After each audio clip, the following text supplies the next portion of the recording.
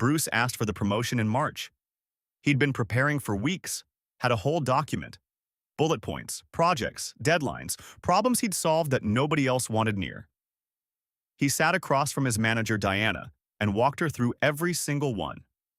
Diana nodded the whole time, said she appreciated him bringing it up, said she'd raise it with her director at the next planning cycle. He walked back to his desk thinking it went well. It went nowhere. He asked again in September. Diana said the timing was complicated, probably early next year. She was genuinely in his corner. In November, Lauren got it. Lauren, 2 rows over, 2 years younger. And as far as Bruce could tell, she had never once walked into Diana's office and asked for anything. The Slack announcement hit at 11:14 on a Tuesday. Bruce typed congratulations and sat very still for a long time. Here's what nobody tells you. The moment you ask for a promotion, you've already told the people above you something important. You've told them the answer isn't obvious yet. And if it isn't obvious, if you have to make the case, it means the picture they hold of you at that level isn't clear enough to act on. Lauren never made the case. She didn't have to, because by the time her name came up in the planning meeting where these things actually get decided, a room Bruce had never entered with people he'd barely spoken to, the picture was already there. Not a request? Evidence. Your manager's manager is not watching you work. They're not reading your updates carefully. What they have are fragments.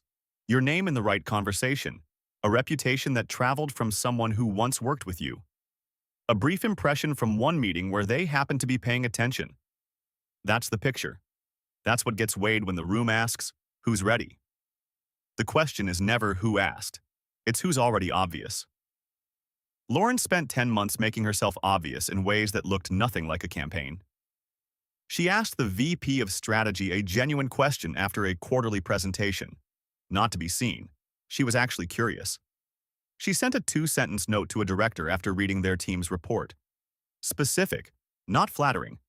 She volunteered to present her team's findings at an all-hands because she thought the room needed to hear it. None of it looked like ambition. All of it built a picture that traveled upward on its own, without Bruce ever seeing it move. There's a difference between a mentor and a sponsor that most people learn too late. A mentor gives you advice. A sponsor puts their name behind yours in a room you're not in. Lauren had a sponsor. She just called him Marcus. A director she'd grab lunch with every 6 weeks. Real conversations, ideas, problems. The kind of thing where someone senior forms a specific view of how you actually think. When Lauren's name came up in November, Marcus said she was ready. Not because he was asked, because he meant it. Bruce had Diana, who liked him, and a clean performance record. One of those produces a promotion. The other produces a good review and no change. When you ask, you hand your manager a problem. Now they have to evaluate your argument instead of confirm what the room already knows. Most managers don't want that. They want to walk into a planning meeting with a name that lands clean. No selling required. When Bruce asked in March, Diana didn't say no.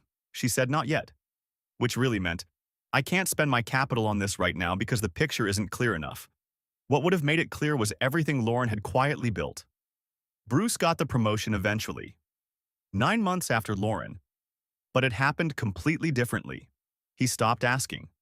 He started showing up to cross-functional sessions, had a real conversation with the director above Diana. Not about his career, about a problem he'd been thinking through. Got into a project kickoff instead of waiting to be handed execution work. Nothing felt like campaigning. It just felt like doing things he was interested in, with people who could see how he thought.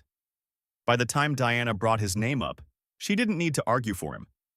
She just confirmed what the room had already figured out. He never asked again.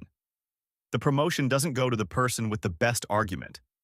It goes to the person who made the answer obvious before anyone had to ask. Build the picture. Get in the right rooms. Find someone senior who knows how you think. Not as a mentor, as a real relationship. Do next-level work before the title exists. Make it a foregone conclusion, then let someone else say the words.